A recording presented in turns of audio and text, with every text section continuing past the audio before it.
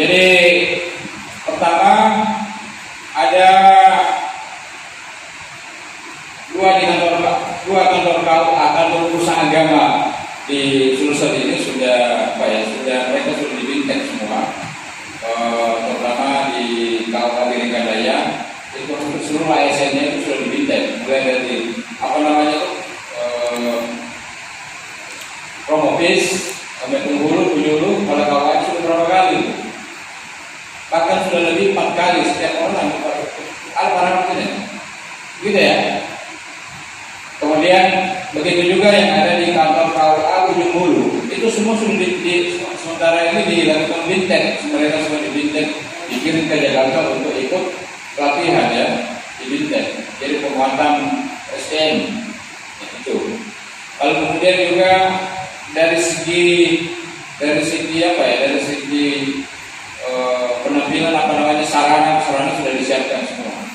Itu yang ada di KUA Biringkadaya aja dan di KUA Ujung Hulu ya. Nah, karena tahun ini 106, tahun depan itu secara nasional akan ditambah 1000 ya, 1000.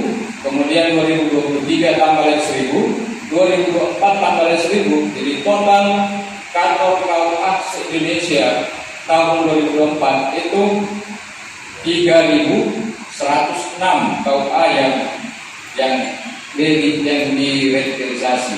Nah, saya kira dari itu pusat sudah membuat suatu perencanaan tahapan revitalisasi KUA. Nah, dari situ maka kami di Sulawesi Selatan ini juga harus ikut seperti itu. Atau ini dua, tentu tahun depan kita berharap ada KUA, tiap kabupaten kota ada 2 KUA per kabupaten kota yang ikut revitalisasi. Ya, syarat-syaratnya juga tentu ada syarat-syarat tertentu. Nah, tadi 60 kita di Sulawesi Selatan, kita akan melakukan intervensi KUA 60 KUA ini, terutama Kota Makassar. Walaupun kami tahu bahwa dari segi sarana belum memungkinkan, dari sarana belum terbangun melalui anggaran SBUC. Tetapi dari segi layanan tentu harus ikut. Nah, revitalisasi KUA tujuannya kan ada peningkatan kualitas ya. Pertama itu peningkatan kualitas layanan keagamaan. Ya, jadi harus kita lihat bahwa revitalisasi KUA ini sudah brandnya itu adalah KUA sebagai pusaka, KUA sebagai pusat layanan keagamaan, KUA pusat sebagai pusat layanan keagamaan. Ya, nah olehnya itu maka ada 2 tujuan utama yang di KUA revitalisasi. Pertama itu peningkatan kualitas layanan keagamaan. Peningkatan kualitas layanan keagamaan. Tentu ini layanan yang ada yang berkaitan dengan layanan internal di kantor, kemudian dan layanan eksternal yang di masyarakat, gitu ya. Lalu kemudian peningkatan kualitas kehidupan umat beragama. Peningkatan kualitas kehidupan umat beragama tentu ini berkaitan dengan pembinaan umat beragama yang ada di kecamatan itu. Kembali lagi bahwa KUA itu harus punya potensi, punya data potensi keagamaan yang ada di wilayah ini. Harus ada punya data potensi keagamaan. Ya, karena kita mau memberikan layanan, kemudian harus paham soal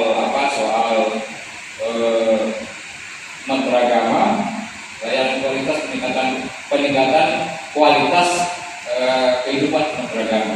Nah, dari situ tadi kita sudah di Sulsel kita sudah 60 tadi, lalu kemudian juga nanti tahun 2022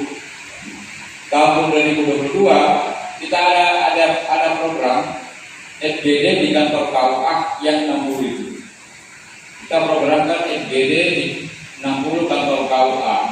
Jadi di FGD di kantor KUA yang bersangkutan itu yang kita intervensi untuk program revitalisasi KUA. Jadi ada Sulsel itu ada 60 dan. Nah, apa maksudnya kenapa di kantor KUA? Karena di situ tidak lagi satu-satu ambil penghulunya masing-masing penghulu, penjulunya masing-masing penjulu. Karena kami tahu bahwa ternyata di kantor KUA itu kan ada gempa. Jangankan antara penghulu dengan penjulu, di antara penghulu dan penghulu sendiri ada gempa, gitu ya? Gitu ya? Antara penjulu dengan penghulu, antara penghulu saja dengan penghulu ada, baik itu yang golongan itu Madya dan muda itu. Jadi kami tidak bicara lagi soal sini berapa jumlah teman-teman, jumlah NR yang lain-lainnya. Sekarang kami cuma bicara berapa layanan yang telah diberikan di suatu kecamatan itu. Berapa jumlah potensi keagamaan, berapa jumlah lembaga keagamaan. Data itu harus ada semua di kantor KUA. Bahkan lembaga-lembaga pendidikan harus tahu, baik lembaga pendidikan formal dan non formal tahu. Karena semua layanan, karena KUA sebagai pusat layanan keagamaan, maka semua yang berkaitan dengan keagamaan kepala KUA harus tahu. Nah, itu ya, itu yang terkait dengan persiapan yang kami lakukan. Lalu kemudian tentu ini tidak bisa mensukseskan daripada program revitalisasi karena ini menjadi program prioritas. Mensukseskan ini tentu tidak bisa kepala KUA sendiri. Kan begitu Pak ya? Tidak bisa dengan kepala KUA sendiri. Kepala KUA masih ada di atasnya, ada Kasih Dimas sebenarnya. Ada juga kepala kantor Kementerian Agama, kabupaten kota. Ada di atasnya lagi ada Kakandul. Kakandul ada di bawahnya Kabid Urais, ada juga Kabid Penai Zakat dan Wakaf, kayak gitu. Kemudian di atasnya lagi ada Dirjen Dinas Islam, di bawahnya ada beberapa direktur. Itu yang terkait semua dengan program prioritas program revitalisasi KUA. Nah, tentu ini kita tidak bisa kerja sendiri. Kami di program yang ada di bawah di kantor KUA, tentu ini kan berkaitan juga teman-teman yang BNAIS. Berkaitan teman-teman di BNAIS karena di situ ada zakat dan wakaf. Di situ ada juga penyiaran Islam, di situ ada juga di situ juga ada MTQ, ya. Jangankan di situ di Urais sendiri kan ada beberapa, kan? Bukan di situ ada kepenghuluan, ya. Ada kepenghuluan, ada program bina keluarga sakinah, ada juga sarana, ada juga sarana dan informasi, ya. Kelembagaan, di situ juga ada seksi kemasjidan, ya. Di situ ada juga bina paham keagamaan. Nah, inilah yang semua yang jadi yang turunannya ke bawah. Saya kira mensukseskan ini tidak bisa kerja sendiri, olehnya itu sengaja kami mensosialisasikan semua terkait dengan program revitalisasi KUA ini, melibatkan semua, ya, menang Kasih Dimas sampai ke bawah. Bahkan juga nanti kita buat program dengan teman-teman di bidang BNAIS. Nah, itu yang terkait dengan harus ada kerjasama dengan semua stakeholder, apalagi teman-teman di BI itu terlibat langsung dengan pengembangan sumber daya. Nah, kemarin juga kami sudah menyusun juknis, Pak. Karena ternyata tadi KMA 57 berapa ya? 58 itu kan cuma menunjuk poin-poin tertentu, cuma menunjuk saja gambaran umum secara umum terkait dengan program revitalisasi KUA. Nah, turunannya seperti apa? Ini kan kita mesti ngawal, Pak. Bingung kita. Jangankan teman-teman di KUA, di atasnya lagi masih bingung seperti apa sebenarnya itu revitalisasi KUA. Ya kan? Jangan Kasih Dimas kepala kantor juga bingung juga, Pak.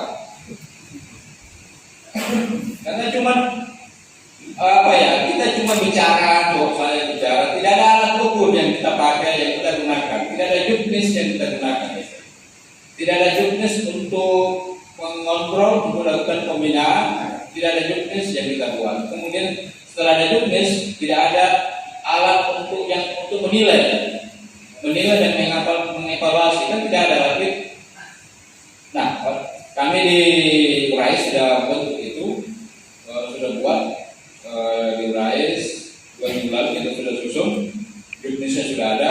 Tapi ini kan masih kita akan diskusikan lebih jauh nanti. Kemudian dari situ kita buat instrumen penilaian. Nah, dari situ baru kita bisa nanti Januari kita sosialisasikan di bawah. Nah, apa isinya? Isinya pertama itu tadi terkait dengan penguatan kelembagaan. Ada di situ di KMA tadi, KMA 578 itu KMA terkait dengan penguatan kelembagaan, sumber daya manusia, ya. Kemudian digitalisasi layanan, ada semua itu, dan itu turunannya kita buat turun. Bagaimana kantor KUA kita bisa dikuatkan, mulai dari SDM-nya, sarananya, kemudian kerjasama dengan siapa, stakeholder yang ada di situ, lalu kemudian layanan digitalisasi layanan seperti apa, itu yang kita buatkan. Nanti dari situ ada indikatornya melahirkan instrumen penilaian. Nah, saya kira alat ini yang kita bisa gunakan untuk mengukur, untuk melakukan pembinaan. Kalau bisa lebih kuat, ya bisa lebih kuat. Kami kemarin melibatkan teman-teman yang ada dari luar yang pernah pernah sebagai TA, tenaga ahli di pembangunan pedesaan. Ada Pak Karim dengan si Akia.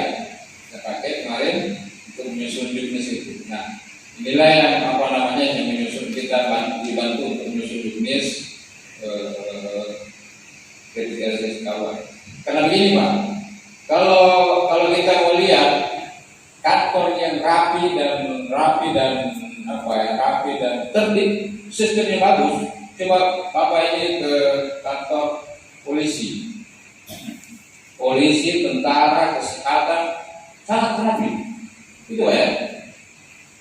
Jadi walaupun pergantian pimpinan, pergantian pejabat, ataukah pergantian stafnya, ataukah pasukannya pergantian, sistem itu sudah jalan. Coba kita lihat ketika ada program, ada kegiatan yang namanya ketupat, biasa kita lihat, ya, operasi ketupat. Mereka kan lengkap itu Pak, dia punya SOP, itu Pak ya. Itu kecil-kecil, tetapi lengkap dengan SOP-nya semua. Kalau kita apa SOP-nya? Saya cek kantor KUA berapa yang ada SOP-nya di kantor KUA. Kayak saya kemarin teman-teman di April itu susun SOP. Sudah ada sama saya, tinggal saya pelajari. Sudah dibuat teman-teman dari April, dan itu nanti jadi kita kembalikan pada teman-teman di KUA. Penting ada SOP. Kemudian juknis, ya. Kemudian untuk penilaian itu. Repot Pak kalau tidak ada SOP. Saya ini pernah bertugas di mana, di tempatnya Pak ini Pak. Saya pernah bertugas di Maros. Saya keliling di kantor KUA yang ada SOP cuma 4 kali lahir. Yang ada di KUA itu SOP cuma 4. Ada 4, ada 2 paling banyak 4 SOP yang ada di kantor KUA. Itu Pak ya. Cuma ada 4 yang ada di kantor di kabupaten lain. Di Maros itu ada cuma 4. Saya keliling Pak, saya tanya-tanya apa itu Pak SOP ini. Paling banyak 4 SOP Pak. Padahal layanan yang ada di kantor KUA itu kan banyak Pak. Iya Pak. Sekarang ini saya kira salah satu ya komitmen kita bersama Pak. Komitmen kita bersama untuk mensukseskan program ini. Dan kami akan menilai, akan menyusun program dan memastikan bahwa program itu berjalan dengan baik atau tidak. Dan itu kami akan susun sampai ke bawah nanti. Dan itu kami akan kawal program ini sampai ke bawah. Dan tentu ini komitmen bersama teman-teman yang ada di KUA. Kami kami sangat tunggu, dan itu nanti yang 60 kantor KUA yang kantor 60 kantor KUA ini akan kita buatkan fakta integritas dan komitmen bersama untuk mensukseskan daripada program digitalisasi KUA. Dan kami akan menyusun tim juga yang ada di kantor untuk mengawal program ini. Dan saya kira kami di URAS tidak sendiri, ada juga nanti jika dilakukan teman-teman di bidang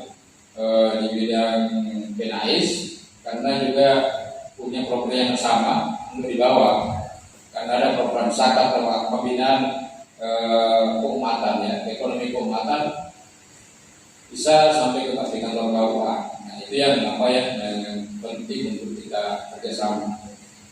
Saya kira begitu ya, terkait dengan ini semua. Yang pasti bahwa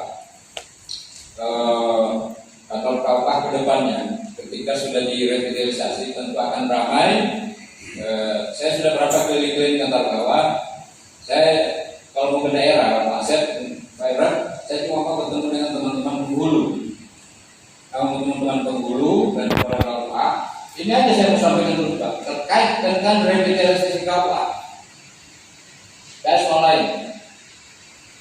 Saya waktu masih di Maros, ketika orang teman-teman di URAS turun ke bawah, dan ada yang turun ke bawah dan mau menyampaikan bahwa ada program revitalisasi KUA, saya bilang cuma satu aja intinya Pak. Sumber daya yang penting Pak. Sumber daya. Kalau sumber daya lemah ya sudah. Ada juga sumber daya tapi tidak ada semangat untuk mau melakukan itu, repot juga Pak. Begitu Pak ya. Ada juga sumber daya tapi begitu tadi, repot juga. Saya tahu teman-teman di penghulu ini kan fungsional Pak. Saya tahu teman-teman penghulu fungsional. Teman-teman hulu yang ada di PAI, saya juga ini lagi pelaksana di PAI, kan pelaksana di PAI. Teman-teman di PAI itu guru agama Islam yang ada di sekolah, itu kan punya sertifikasi itu dari Kementerian Agama. Sertifikasinya itu digunakan untuk peningkatan sumber daya, dan itu didorong terus. Jadi sertifikasinya itu digunakan untuk peningkatan sumber daya, peningkatan kualitasnya, yang dipakai untuk kegiatan MJP, kegiatan penulisan, bahkan sekarang itu mereka sudah buat jurnal untuk masukkan tulisan. Kemarin saya buka ada MJP SMP, mereka bentuk jurnal untuk masukkan tulisan situ. Saya minta teman-teman ahli kalau bisa juga memprogramkan peningkatan sumber daya.